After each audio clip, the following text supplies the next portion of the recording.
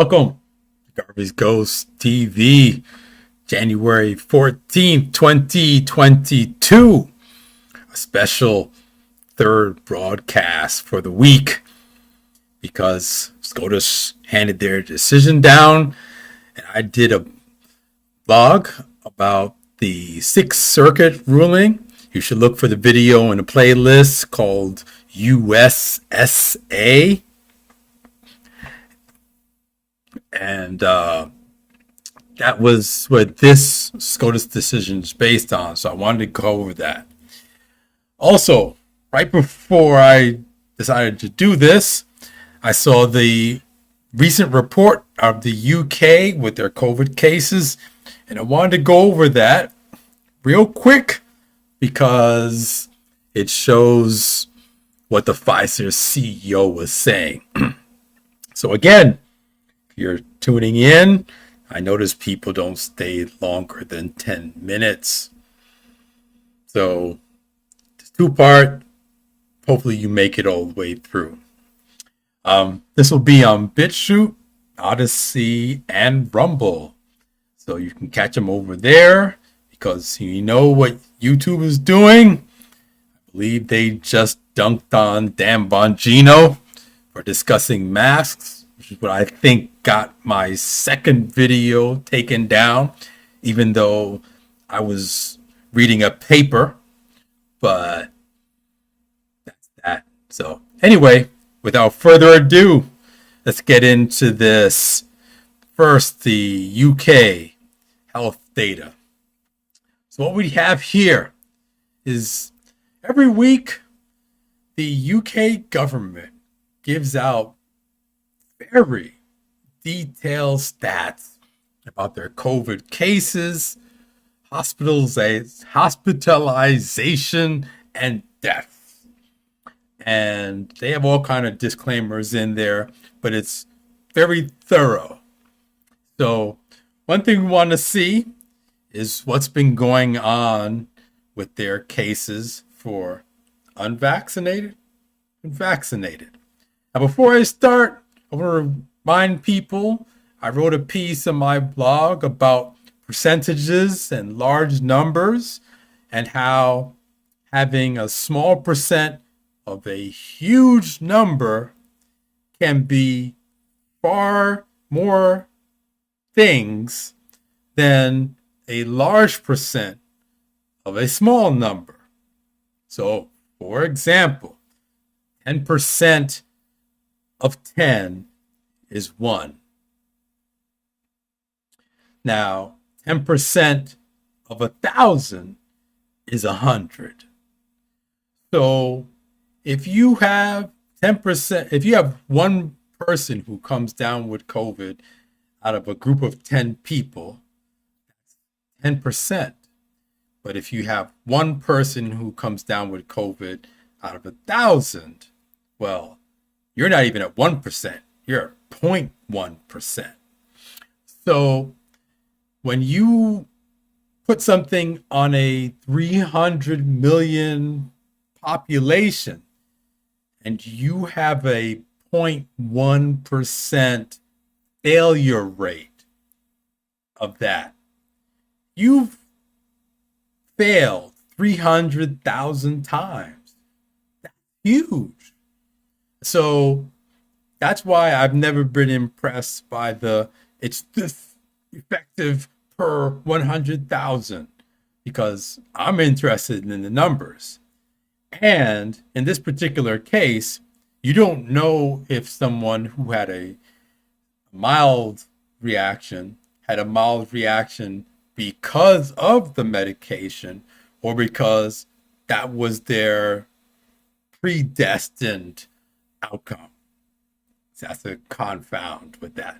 So anyway, I've wandered off enough, rambled enough. Let's look at this data. So, executive summaries. So as they go into vaccine effectiveness. Now, I'm going to skip over this part because we want to talk about Omicron. And here we have a vaccine. This is figure 6 of the week 2 report. Vaccine effectiveness against symptomatic disease by period after dose 1 and dose 2 for Delta, the black squares, and Omicron, gray circles, right?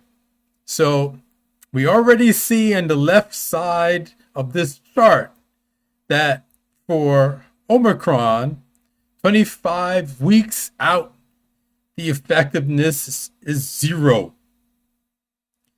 It's 0 20 weeks out. It's 20% 15 weeks out. 20, let's call it 23% 10 weeks out. 30% 5 weeks out, and just under 50% 2 weeks out. And then when you take the booster, you go from, which is expected, so just jump from 1 to 2 weeks. You have a jump because obviously your immune system's been challenged. But look how it just falls back to 40%. I mean, you're basically, 50-50 chance. It's actually worse than that. But this is their data. And then you see they have a mRNA, which has a similar bump, but is far less effective than Delta. And this repeats over here for 2 doses of BNTN is Pfizer. So after Pfizer. So this is what the CEO was admitting, the gap here.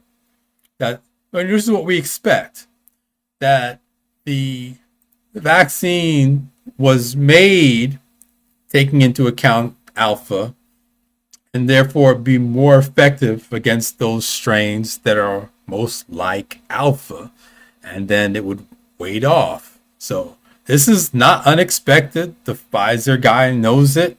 He admitted to it in public. So here we have it. So that's what they're talking about. And let's get down to the numbers. So roll on down. They're going to get to pregnancy, and I'm not interested in that. Women giving birth. It's not much to see here.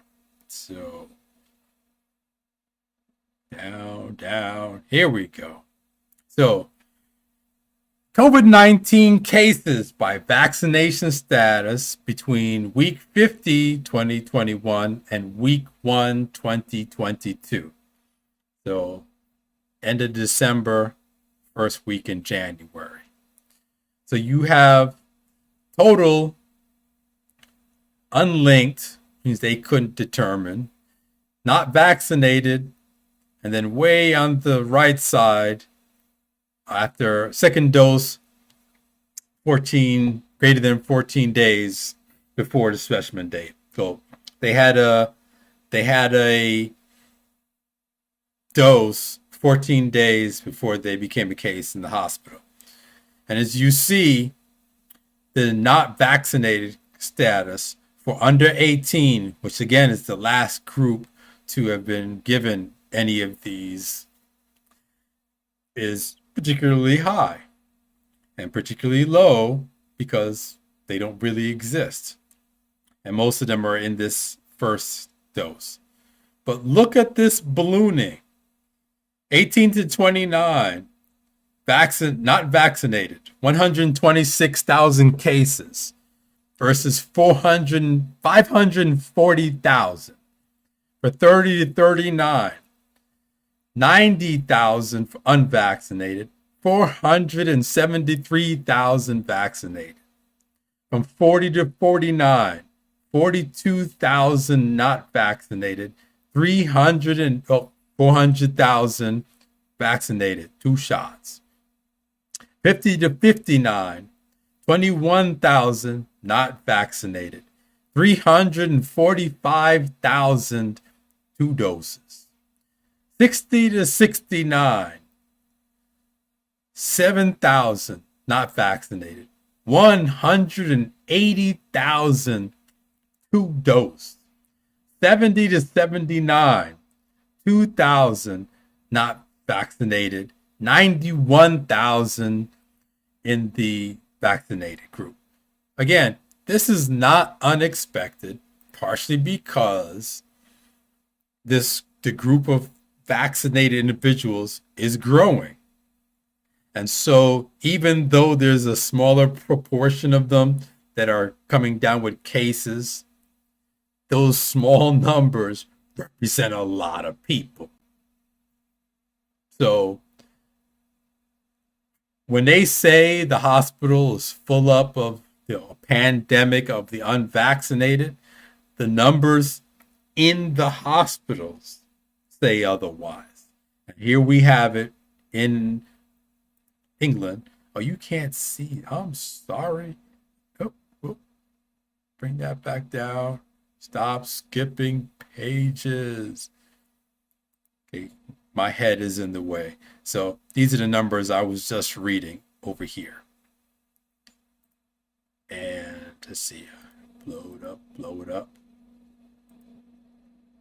Yeah, that's not going to help too much.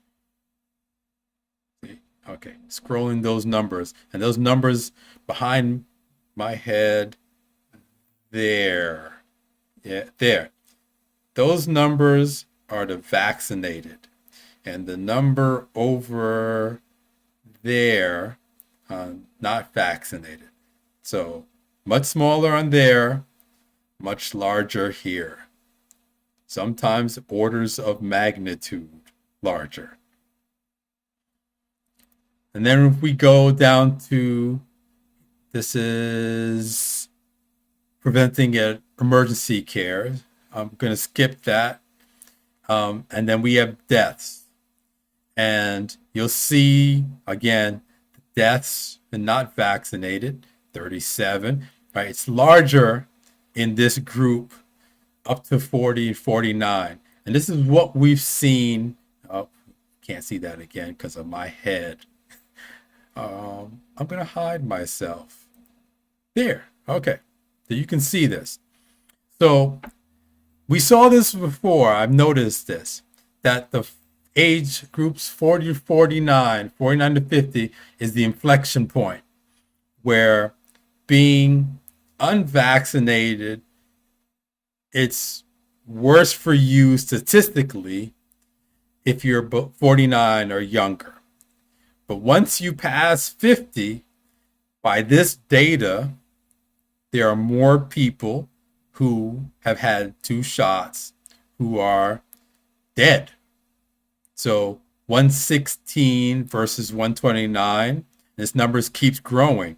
181 versus 287, 196 against 476, 302 for the 80s and over versus 1,126. And so you're still having this effect where the older you are, the more problems you have in either group. So this is why I've said that this is more than just age, that you have comorbidities. And Walensky has admitted this, so YouTube don't get about my giving misinformation. Walensky said a lot of these people have comorbidities. So this is something that you have to look at. And let me show you about the case, the adjusted numbers, because they like to talk about adjustments. So down here, oops, too far. I know I'm going too far. Not this chart.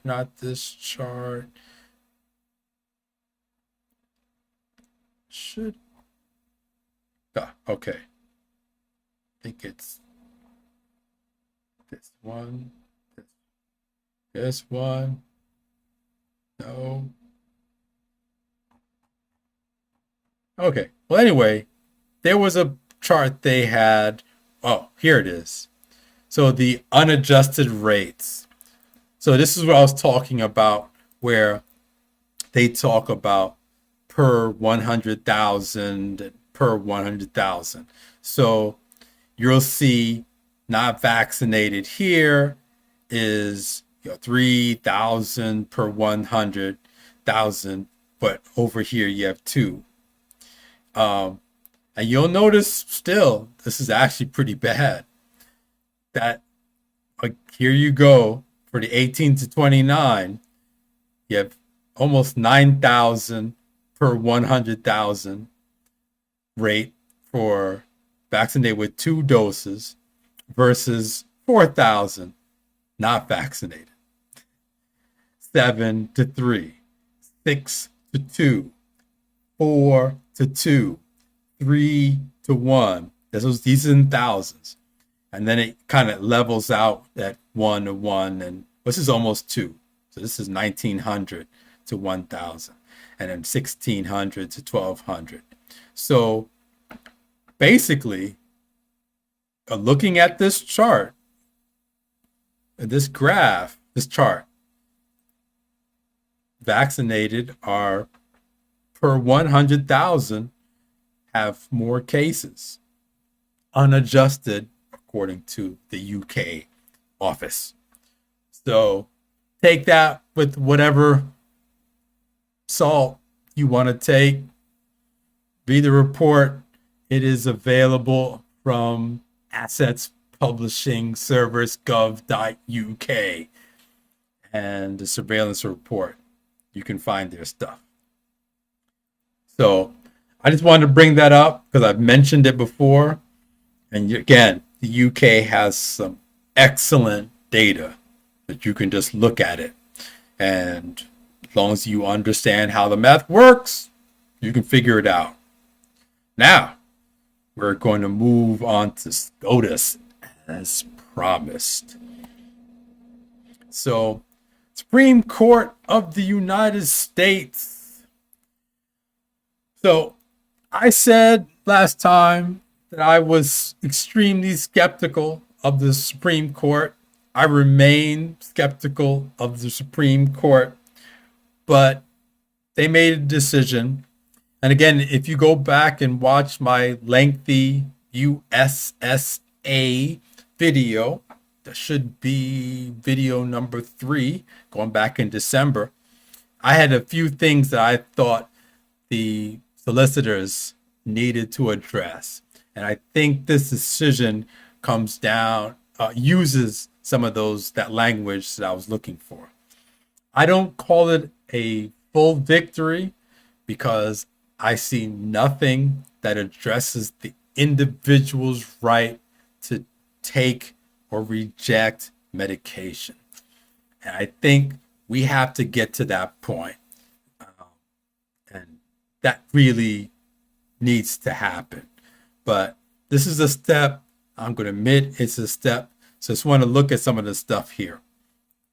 So first, they can point out OSHA has never before imposed such a mandate, nor has Congress. And that's a very important thing that they pointed out, that Congress has to give a ruling. Congress has to delegate a responsibility, and they didn't, and is trying to shoehorn this power into OSHA. And they said that this is very good. Indeed, although Congress has enacted significant legislation addressing the COVID-19 pandemic, it has declined to enact any measure similar to what OSHA has promulgated here. So they're pointing out, bring this down so you can see it. So they're pointing out that Congress had ample opportunity, right, since March 2020 to legislate powers to OSHA to do what Biden decided to do. They didn't do it. So it's clearly a workaround. So this is just agreeing the applicants are likely to prevail. And here's the second point. one of the points we were saying was that OSHA has to deal with occupational issues, and that if the problem it's trying to solve is one of the that is pervasive outside the workplace, then OSHA doesn't have the right to do with it, to make a rule about it.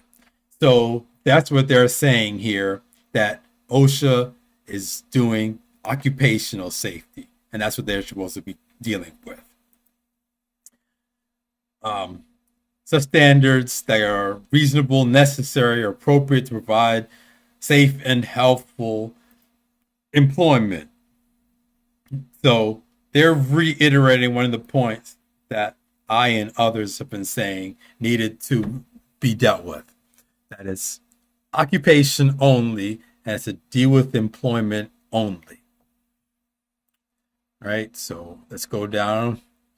Prior to the emergence, and I thought this was very important.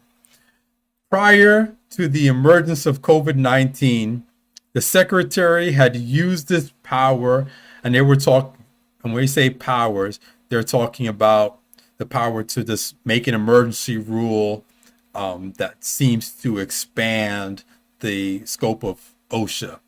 So it's only been done 9 times before, never to issue a rule as broad as this one. Now here's the kicker. Of those 9 emergency rules, 6 were challenged in court, and only one of those was upheld in full, which means they got 4. So the justices are saying, and again, this decision is not the final word. This decision by SCOTUS kicks us back to the 6th Circuit. Puts a stay, but kicks the decision back to the 6th Circuit. That's how I understand it. So if there's a lawyer watching this, you can correct me if I'm wrong. So the court looks at this and says, well, they lost 5 times. And they've dropped 5. And most of the time when they were challenged, they lost. So therefore, the challenge this time is likely to succeed based on previous records. So I think that's important. That's going to weigh heavily.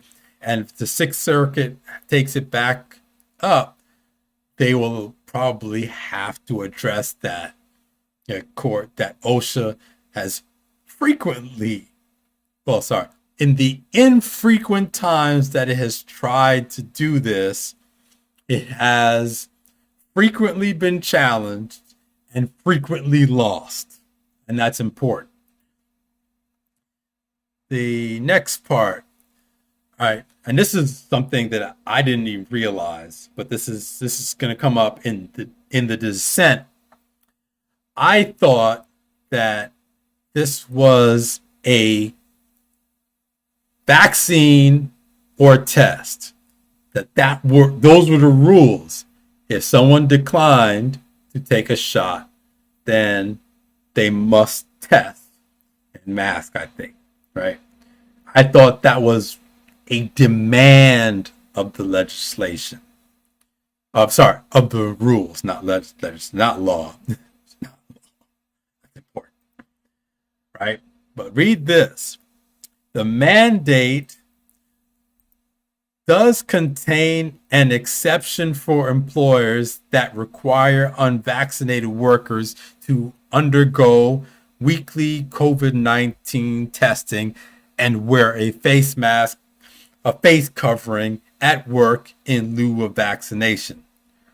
But employers are not required to offer this option. And the emergency regulation purports to preempt state laws to the contrary. This is important because what the court is saying is that the rule tells the employer you can or may offer testing as an alternative, but you don't have to. Now, you put that in the hands of people who just want to just dictate people's medical decisions or medical, medical care, right? They're going to say, well, we want them to take the shot. So we're just not going to offer that as an option. So Biden's crew even shot their own thing down, because had they required, and maybe that would have come up in I think they're supposed to have a public notice where the people could weigh in on the proposed rule, right? Maybe during that, this particular point would have come up and they could have addressed that.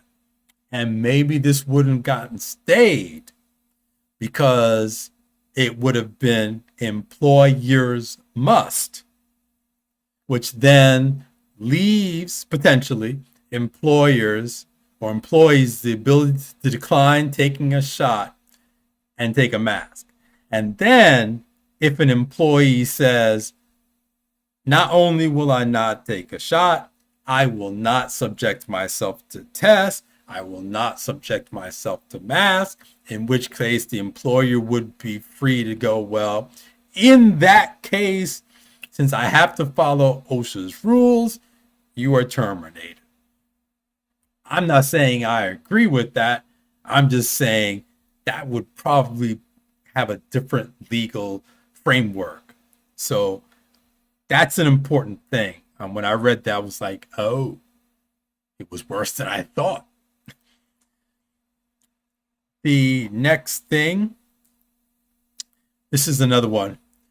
It is instead, can you see that right? It instead is a significant encroachment into the lives and health of a vast number of employees. The act empowers, and the act in the OSHA Act empowers the secretary to set workplace safety standards, not broad public health measures. So if you listen, I'm sorry, you didn't get to see that. That's the part I just read. The act empowers the secretary, right? So if you listen to the oral arguments, you will hear from Sotomayor and the solicitor for the Biden administration keep talking about public health and the public health threat and the grave danger. And they went all in on the public health. So apparently, had they stuck their arguments to workplace health, workplace danger, they may have cleared this hurdle. But their insistence on pushing that it's a grave danger to the public, it's everywhere. The kids are on ventilators, and 750 million Americans are infected. If you have that kind of argument, then you're making a public health statement. That's not what OSHA's for. And I'll get back to that because we're going to look at the dissent. And here's another part. No provision of the act. Oh, we just skipped a page. Here we go. No provision of the act addresses public health more generally, which falls outside of OSHA's sphere of influence. Yeah, we have CDC, Health and Human Services, FDA, EPA, and all kinds of other agencies with alphabets and dots that deal with different areas of public health. So that's an important point, and that's what's going to trip up the dissent from the three wackos on the court. Yeah, that's what I said. And here's the dissent's protest that we are imposing a limit found no place in the governing statute. Not so. It is the text of the agency's organic act that repeatedly makes clear that OSHA is charged with regulating occupational hazards and the safety and health of employees. And they emphasize occupational and employees. And I should have highlighted this. The Solicitor General does not dispute that OSHA is limited to regulating work-related dangers. Connected. Okay. We're streaming again. Okay. So I got disconnected on making this stream. So I'm going to go back and read this last part. The dissent protests that we are imposing a limit found no place in the governing statute. Not so. It is clear that the text of the agency's organic act that repeatedly makes clear that OSHA is charged with regulating occupational hazards and the safety and health of employees. And the Solicitor General does not dispute that OSHA is limited to regulating work-related dangers. Now, and then they make that point. Although COVID-19 is a risk that occurs in many workplaces, it's an airborne virus, so yeah, it comes in with the air. It is not an occupational hazard in most. And in here, this is talking about, say you are in a biology department of a university and you're studying the virus. Now it becomes an occupational hazard because you could be exposed to the virus that you are studying, not just because you're walking down the hall, which is what they're trying to argue. Here we are. Permitting OSHA to regulate the hazards of daily life simply because most Americans have jobs and face those same risks while on the clock would significantly expand OSHA's regulatory authority without clear congressional authorization. And that is very interesting because that's been our argument. It's everywhere. And now you're just saying we just get to regulate everything because people can come in to work. And that's just overbroad.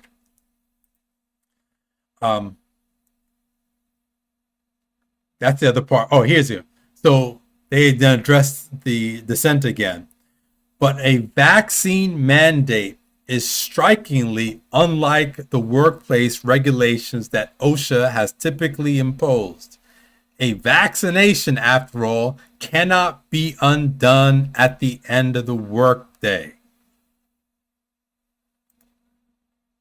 We've been saying this. You can take the hard hat off. You can take the yellow vest off. You can take the steel-toed boots off. You can take the harness off. You can take the protective suit and the ventilator off. You cannot untake a vaccine. And here's the thing. Once your body learns how to make the antibodies and it makes killer cells and all those other things, that's permanent. Till you die, you've been permanently changed.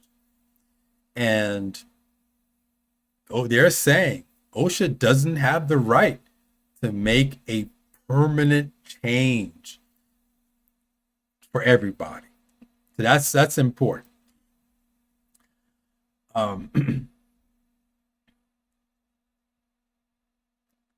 And here they make the same point that I made.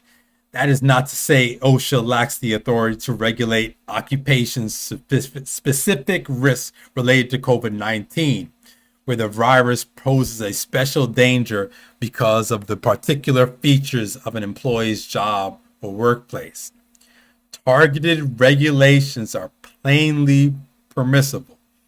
We do not doubt, for example, that OSHA could regulate researchers who work with the COVID-19 virus. And that's what I was saying.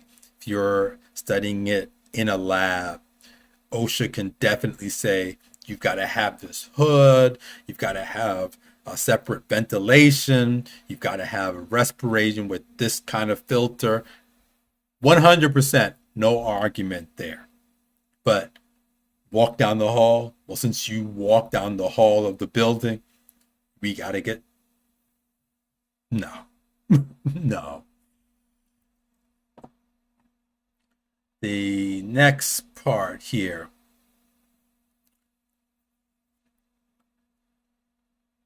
And this is the part that goes exactly to what I said. Although Congress has indisputably given OSHA power to regulate occupational dangers, it has not given that agency the power to regulate public health more broadly. So they're restating what was said there. Requiring the vaccination of 84 million Americans selected simply because they work for employers with more than 100 employees certainly falls in the latter category. Again, it has to be Congress. And here's the thing where I was saying. So the application for stays presented to Justice Kavanaugh and by him referred to the court are granted. Is stayed. The emergency standard is stayed pending disposition of the applicants' petitions for review in the United States Courts of Appeal for the Sixth Circuit. So again, this could potentially come back because it's going back to the Sixth Circuit. The Sixth Circuit was split, I think it's 8-8 along ideological lines. So I don't see how that court is going to be over to overcome that decision from the Supreme Court. So it could be a win, but they might saddle up and say, we're going to go for it. You don't know. The next piece that I'm going for is, this is the concurrence by Gorsuch. This is what I was saying before. So if you recall, my issue is that this takes the carrot and stick out of the Fed's hand and puts it in the state hand. So if you live in a state where you got a crazy governor, a crazy city council, a crazy mayor, then you're still under the gun. So here's the court. There is no question that state and local authorities possess considerable power to regulate public health. So this is why I've been skeptical about this. And they're not talking about the individual rights and freedoms, because they're stating again that the states have this right rather than OSHA or the federal government. So this is why these suits are just getting thrown out or dismissed, or the Supreme Court not taking them up, because they're saying state can do it. They have the power.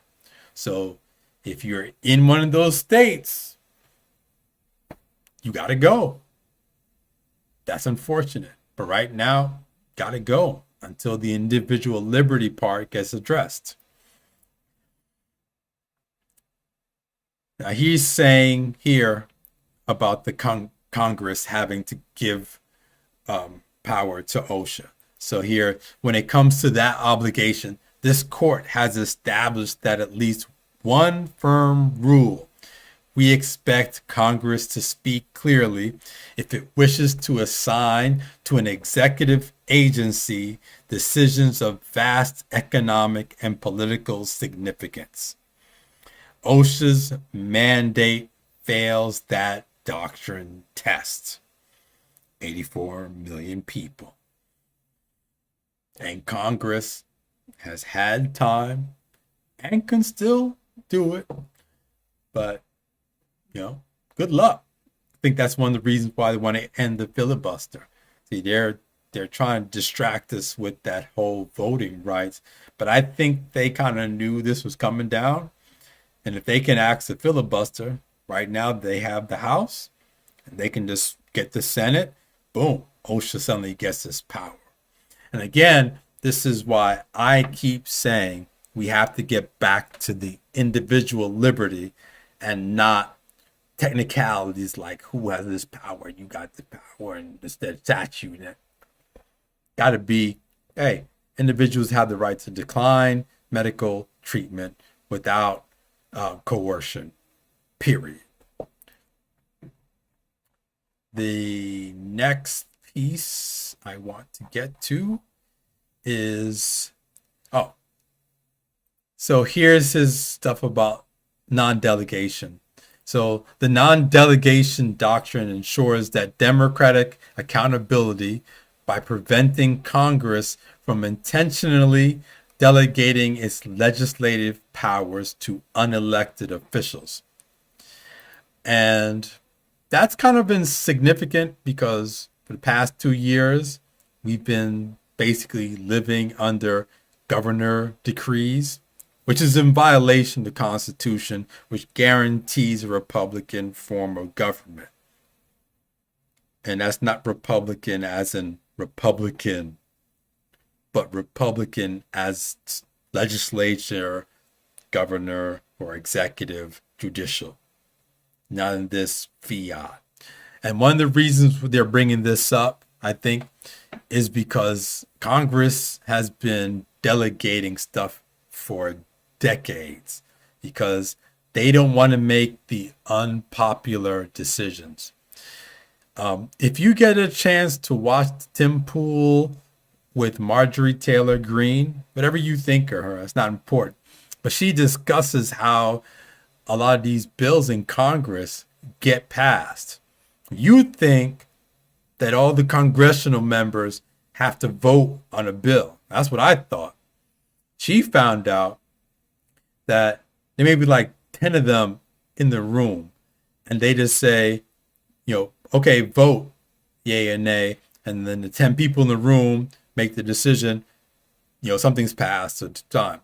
And the only way to get the full congressional vote is for someone to stand up and ask for a record of the votes or something. She mentions it. And then all these people who were kind of hiding out in their offices have to show up and actually vote yes, no, or present. And that puts them on the record. And a lot of them don't want to be on the record. And I didn't know they could. I always thought you had a quorum with a minimum number, which I guess is 10. But I would think in something that has 300 or 400 members, you'd need at least 300 of them there. Nope. So this is mentioning that. And that's a big deal. So if you see that Tim Pool, interview, you should look at it. What's the next one? Follow the highlights. So this is the dissent. Breyer, Sotomayor, Kagan. Remember, Sotomayor is the one who said 100,000 children are in the hospital in the ICU. Totally false. Breyer, 750 million Americans have cases of, there are not even 750 million Americans.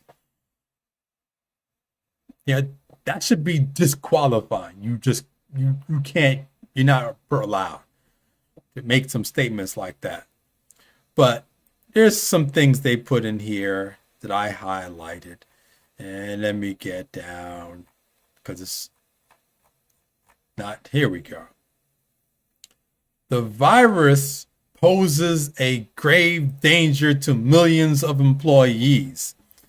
Those employees are also have grave danger outside, right? The fact that they're employees has no bearing on the fact. If they were unemployed, they would face the same danger, whatever level that is. And we covered the UK data, okay? We covered that. That's why I kind of brought up with this, so you can contrast that.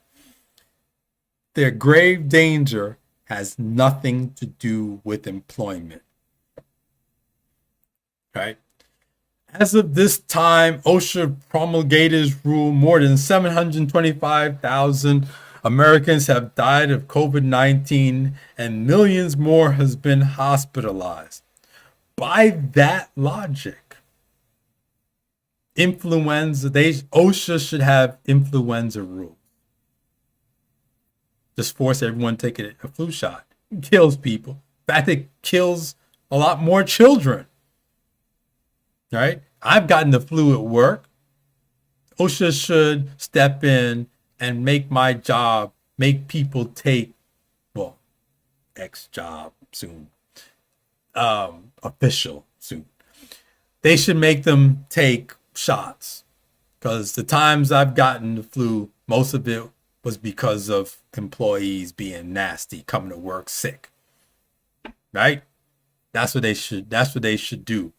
And we should do everything, right? They're in the hospital. Okay. If you're overweight, OSHA should demand that you take care of that overweight business. You should have everyone who's obese should get gastric bypass surgery by an OSHA rule so that they're not hospitalized with diabetes soon. That's the logic. Oh, and the funny part is they actually went to the website, cdc.gov. Now, why didn't they do that when they were looking at the 750 million and the 100,000 children? I guess they decided at the time of writing they need to, show that they can use the internet and lop off some zeros. So they would look over the date. Since then, the disease has continued its tragic toll. In the last week alone, it has helped to cause 11,000 new deaths. Yeah, okay. Most of them are elderly, and we showed the England data, and not employed. So we want to impose an OSHA rule because of a virus that kills mostly retired, unemployed people.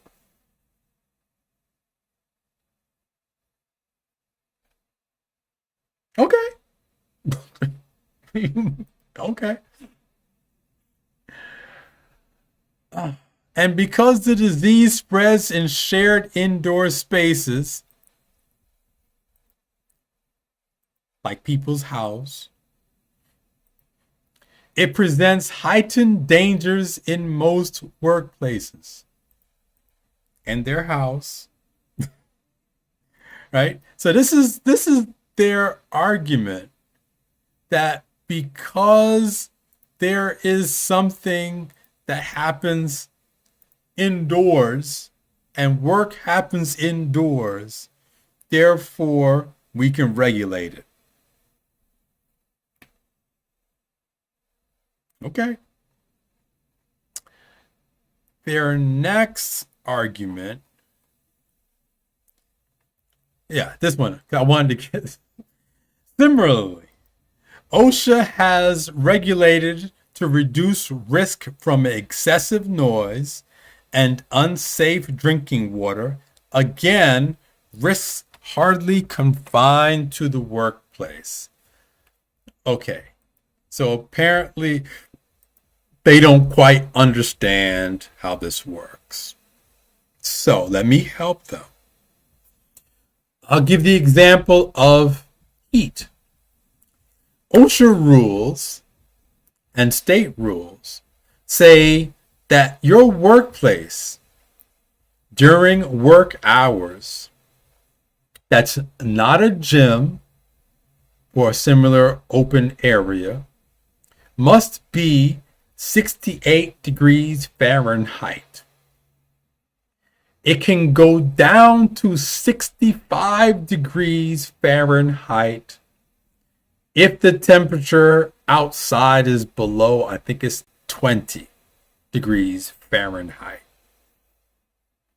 That's OSHA's rule for heat. Does that mean OSHA can tell you in your house what you should set your thermostat to so you don't get sick at home and can't go to work? Excessive sound. Well, yes, because if you work, say, at an airport and you gotta taxi the airplane with the jet engines, right? Hey, you gotta put on that. But you take the off when you go home. Then, when you go home, a different set of rules about excessive noise take place. So, for example, OSHA cannot say you have to wear ear protection when you blast your stereo at home. They can't rule that to protect your hearing so that you can work. You have nuisance laws about when you can blast your stereo at home. Completely different kind of laws. Okay? Drinking water. We have an organization called the EPA, and that deals with your water at home. It also impacts at work, but OSHA cannot talk about your tap water. That's EPA. Correct me if I'm wrong in the comments. Water at work, because you spend 8 hours there, you might have to drink. Now, most people, like me, don't do tap water unless we have our own filters in our water bottles. I can't tell you the last time I had straight tap water. And don't at me about Poland Spring being tap water. I don't want to hear right now. Anyway, so the point being, they have this entirely wrong with why OSHA can do certain things in certain places, and it doesn't apply elsewhere. These are not bright people. And that's one of the sad parts. They are just not that bright. Here's another part here. Consider, PDF. Consider first the economic harms asserted in support of the stay. The employers principally argue that the standard will disrupt their business by prompting hundreds of thousands of employees to leave their jobs. But OSHA expressly considered that claim and found it exaggerated. So, let's just be clear.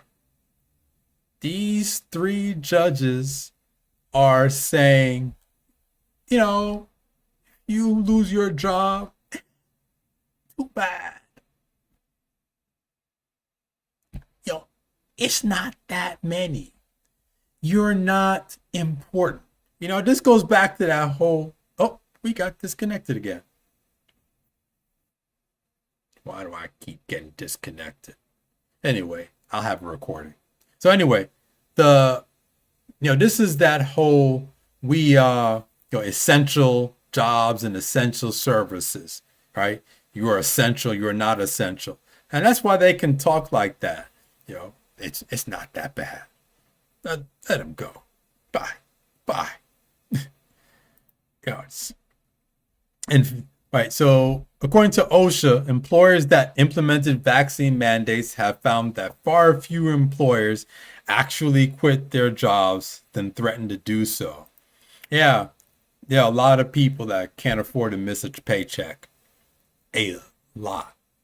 And then you compound it with state and local mandates closing the job market on people so that even if they were inclined to leave, their prospects without serious disruption to their lives, including up and moving to a more favorable environment in another state, that's expensive.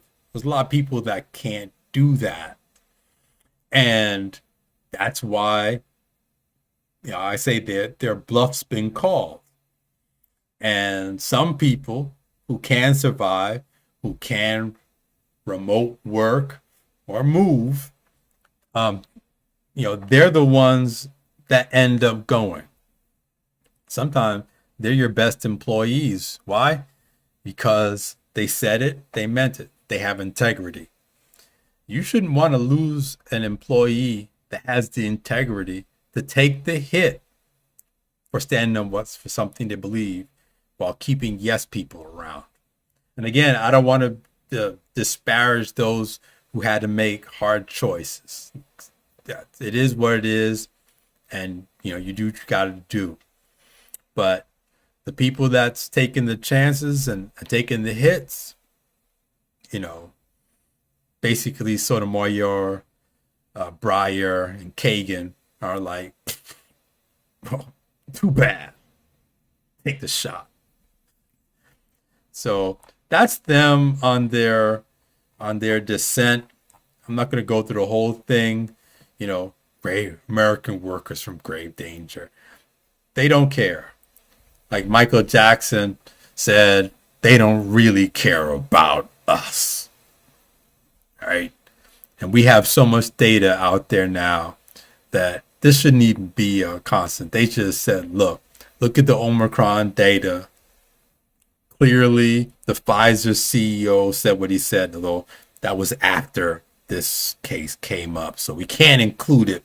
But the data was clear from November that the stated purpose for these things was not going out.